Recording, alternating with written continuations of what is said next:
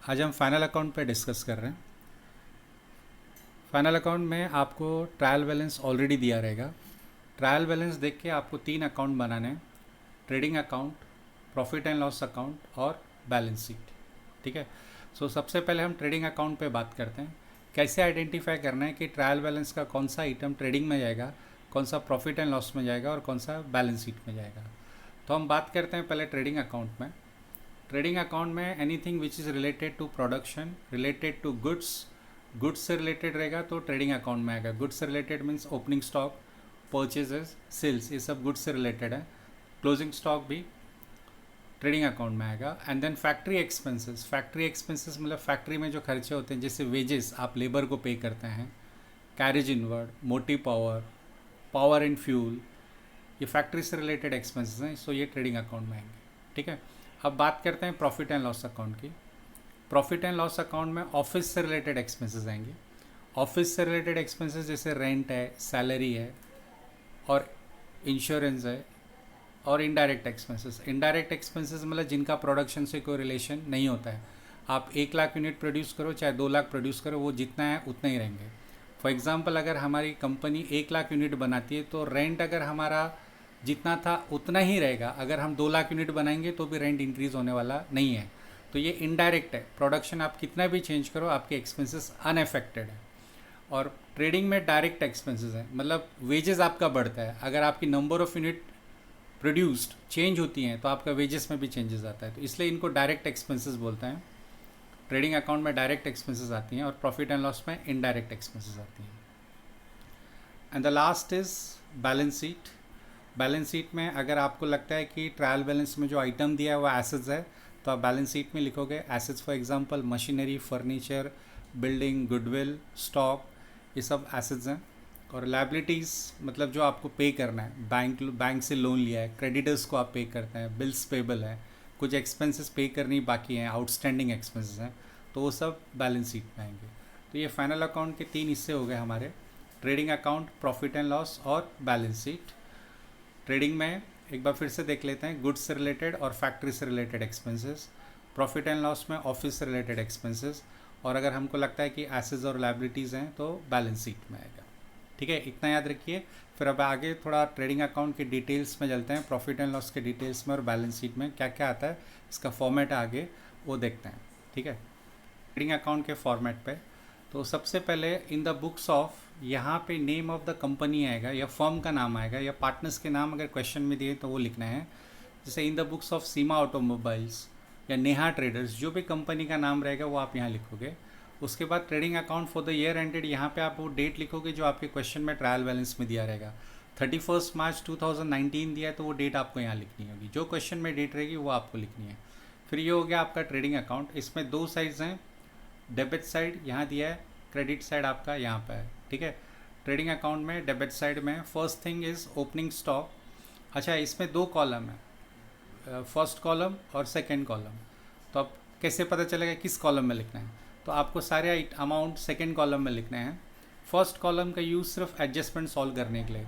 किसी पे कुछ वर्किंग है तो वो फर्स्ट कॉलम में सॉल्व होगी, और किसी पे अगर कोई वर्किंग नहीं है तो वो सेकेंड कॉलम में सॉल्व होगी। ठीक है, ट्रेडिंग अकाउंट में ओपनिंग स्टॉक, अगर मान लो ओपनिंग स्टॉक 60,000 दिया है तो आप डायरेक्टली 60,000 सेकेंड कॉलम में लिखेंगे। सेकेंड कॉलम में लिखने का रीज़न ये है कि उसमें कुछ प्लस माइनस नहीं करना है। अगर आपकी परचेजेस 10 लाख है, सपोज़ आपकी परचेजेस 10 लाख है और 2 लाख परचेज रिटर्न है, तो आपकी नेट परचेज होती है 8 लाख। तो 8 लाख आप सेकेंड कॉलम में लिखोगे, लेकिन आप डायरेक्टली नहीं लिख सकते हैं, आपको शो करना होगा। परचेजेस फर्स्ट कॉलम में आप लिखेंगे 10 लाख, आप यहाँ लिखोगे 10 लाख और उसके नीचे रिटर्न्स 2 लाख, तो आउटर कॉलम में 8 लाख आएगा। First column only for working purpose के लिए यूज़ होगा, अदरवाइज आपको डायरेक्टली सेकेंड कॉलम में लिखना है। अभी जैसे हमने बात की थी wages, carriage inward, power and fuel और फ्रेट इनवर्ड, ये ट्रेडिंग अकाउंट में आएंगे। कैरेज इनवर्ड ट्रेडिंग में आता है, carriage outward profit and loss में आता है। ठीक है, सिर्फ कैरेज दिया रहेगा तो ट्रेडिंग में लिखना है, सिर्फ कैरेज दिया रहेगा तो ट्रेडिंग में लिखना है। Credit side sales, sale of goods, और अगर सेल्स रिटर्न दिया है तो सेल्स से सेल्स रिटर्न माइनस करना है और अमाउंट आप सेकेंड कॉलम में जाएगा। क्लोजिंग स्टॉक ये परमानेंट है, ये एडजस्टमेंट में रहेगा, ये आपके क्वेश्चन में रहेगा ही रहेगा। उसके बाद अब आप टोटल करोगे। टोटल कैसे करनी है? सपोज़ क्रेडिट साइड का टोटल, ये क्रेडिट साइड है आपकी, इसकी टोटल मान लीजिए 12 लाख है। और डेबिट साइड, यहाँ पे डेबिट साइड है और यहाँ तक जितने भी आइटम है इनकी टोटल मान लीजिए 10 लैक्स है। So there is a difference of 2 lakhs, 12 lakhs minus 10 lakhs, और वो 2 लैक्स को हम बोलते हैं gross profit. If credit side is more than debit side, this is gross profit. और अगर उल्टा हो गया, वैसे होता नहीं है, मोस्ट ऑफ द सम्स में ऐसा नहीं होगा। If debit side is more, suppose debit side total is 20 lakhs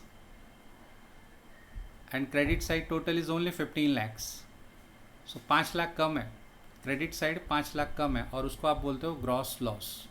ठीक है, ट्रेडिंग अकाउंट का जो भी डिफरेंस आएगा, अगर क्रेडिट साइड ज़्यादा है तो आप उसको बोलोगे ग्रॉस प्रॉफिट, और अगर डेबिट साइड ज़्यादा है तो आपका आएगा ग्रॉस लॉस। फिर ये ग्रॉस प्रॉफिट आप प्रॉफिट एंड लॉस में लिखोगे। देखिए यहाँ पे आ गया आपका,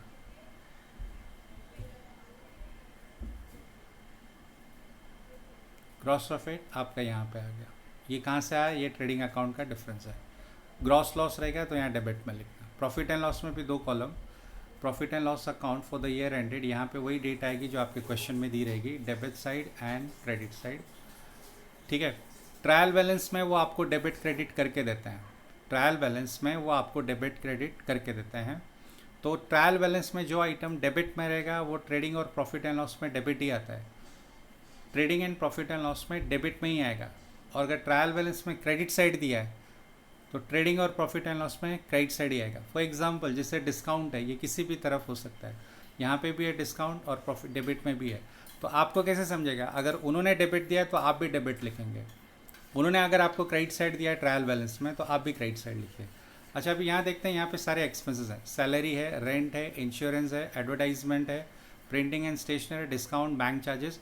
अगर किसी पे कोई एडजस्टमेंट है, किसी में कुछ प्लस माइनस करना है तो आप फर्स्ट कॉलम में लिखोगे और प्लस माइनस करके सेकंड कॉलम में लिखेंगे। अगर किसी पे कोई एडजस्टमेंट नहीं है तो वो डायरेक्टली सेकंड कॉलम में है। ठीक है, अब यहाँ पे भी टोटल करनी है। फिर आपको जब आपका पूरा लिख के हो जाएगा तो आप पहले क्रेडिट साइड की टोटल कीजिए, मान लीजिए 60,000 आ गया and debit side total is 40,000, सो 20,000 का डिफरेंस है, और वो डिफरेंस को हम बोलते हैं net profit. Net profit is difference of credit and debit. If credit side is more the difference is our profit, तो उसको हम बोलेंगे नेट प्रॉफिट। सपोज 20,000 आ गया, तो ये पार्टनरशिप फाइनल अकाउंट है, इसमें पार्टनर्स रहते हैं। मान लो 2 पार्टनर है तो this 20,000 will be distributed to both the partners in their profit sharing ratio. 20,000 रुपये दोनों पार्टनर जो उनका प्रॉफिट शेयरिंग रेशियो होगा उसमें शेयर करेंगे। क्वेश्चन में दिया रहेगा, if question is silent about the ratio then we will allocate this profit in equal ratio. Question में अगर रेशियो नहीं दिया है तो आप प्रॉफिट इक्वली शेयर कर रहे हैं ऐसा एज्यूम करते हैं। ठीक है, एक बार फिर से क्लियर करता हूँ, क्वेश्चन अगर साइलेंट है, कुछ बोला नहीं कि प्रॉफिट शेयरिंग रेशियो क्या है, तो जो भी नेट प्रॉफिट आएगा वो दोनों पार्टनर आपस में इक्वली शेयर करेंगे, अदरवाइज जो रेशियो दिया होगा उसमें करना होगा। लेकिन अगर उल्टा हो गया, अगर आपकी डेबिट साइड ज़्यादा आ गई, suppose debit side total is 80,000 और क्रेडिट साइड का टोटल है 60,000, तो अब 20,000 यहाँ आएगा और इसको आप लिखते हैं नेट लॉस, और नेट लॉस भी सेम पार्टनर्स में डिवाइड होगा जो भी उनका रेशियो है। रेशियो नहीं दिया है तो इक्वली लेना है। ठीक है, प्रॉफिट एंड लॉस में इनकम क्रेडिट साइड आती है, एक्सपेंसेस डेबिट में आता है। और मैंने वैसे ही बताया आपको, अगर ट्रायल बैलेंस में जो आइटम डेबिट दिया आप डेबिट में लिखेंगे, जो क्रेडिट में दिया है वो क्रेडिट में लिखेंगे। इसके बाद नेक्स्ट अकाउंट है बैलेंस शीट। बैलेंस शीट में आपको फॉर द ईयर एंडेड नहीं लिखना है, बैलेंस शीट में आपको एज ऑन लिखना है और यहाँ पे आपको डेट लिखनी है। याद रखना, trading and profit and loss में फॉर द ईयर एंडेड लिखते हैं, बैलेंस शीट में एज ऑन लिखना है। उसके बाद लायबिलिटी साइड, अब आपके 2 पार्टनर्स होते हैं तो आप हेडिंग डाल दीजिए पार्टनर्स कैपिटल। उसमें मिस्टर ए और मिस्टर बी, मैंने एग्जांपल के लिए ए और बी लिया है नाम, इनके नाम कुछ भी हो सकते हैं, जो नाम रहेगा वो लिखना है। तो सबसे पहले ये बैलेंस लिखना है आपको। ये कहाँ से आएगा? ये आपके ट्रायल बैलेंस में क्वेश्चन में दिया रहेगा कि बी का इतना इतना कैपिटल है। उसके बाद ड्राइंग्स लेस करनी है। ड्राइंग मतलब पार्टनर ने फर्म से जो भी पर्सनल नीड के लिए विड्रॉ किया है उसको आप ड्राइंग्स बोलते हैं। तो drawings will be deducted from capital, capital से लेस करना है। मान लीजिए कैपिटल 1 लाख से, तो उसमें से 20 माइनस करना है, तो ये आपका 80 आ जाएगा। माइनस करने के बाद अगर पीछे प्रॉफिट एंड लॉस में प्रॉफिट हुआ है तो नेट प्रॉफिट ऐड होगा, और अगर नेट लॉस है तो लेस होगा। एक ही रहेगा लेकिन प्रॉफिट या तो लॉस दोनों पॉसिबल नहीं है, तो वो लेस करके फिर ये कैलकुलेशन करके आप टोटल सेकेंड कॉलम में लिखोगे। Same thing for second partner, mister B के केस में भी सेम आएगा। क्वेश्चन में जो बैलेंस दिया है वो आपको लिखना है। क्वेश्चन में जो बैलेंस दिया है वो लिखना है। मान लीजिए मिस्टर बी का क्वेश्चन में बैलेंस 1 लाख दिया है, तो आप यहाँ पे 1 लाख लिखोगे फर्स्ट कॉलम में। ड्राइंग्स जितनी भी रहेगी 15,000 तो वो लेस करना है, फिर 85,000 और फिर प्रॉफिट ऐड करना है और नेट लॉस लेस करना है। अगर दो नेट लॉस रहेगा तो लेस करना है, प्रॉफिट रहेगा तो ऐड करना है, और टोटल फिर यहाँ पे सेकेंड कॉलम में आ जाएगी। उसके बाद ये सब लाइबिलिटीज़ हैं। क्रेडिटर मतलब जिनसे आप गुड्स परचेस करते हैं, जिनको पैसे देने हैं। Bills payable, bank loan, outstanding expenses and bank overdraft. Bank overdraft मतलब excess amount withdrawn from bank, bank से ज़्यादा पैसा लिया आपने, लाइबिलिटी आपके लिए पे करना है। उसके बाद आप एसेट साइड आ जाइए, यहाँ पे सारे एसेट्स लिखने हैं। Goodwill, land and building, plant and machinery, इन पे अगर डिप्रिशिएशन है तो फर्स्ट कॉलम में लिखना है और लेस करके डिप्रिशिएशन माइनस करके सेकेंड कॉलम में।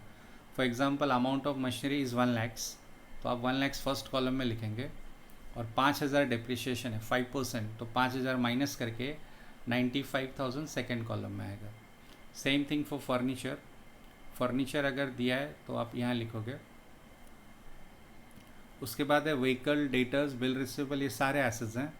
ये सारे एसेट्स का टोटल होने के बाद आप इन सब की टोटल करोगे और लाइबिलिटी साइड की सब की टोटल करोगे। यहाँ पे टोटल आएगा, इसका टोटल यहाँ आएगा, and the both the side, दोनों साइड इक्वल आने चाहिए, ठीक है।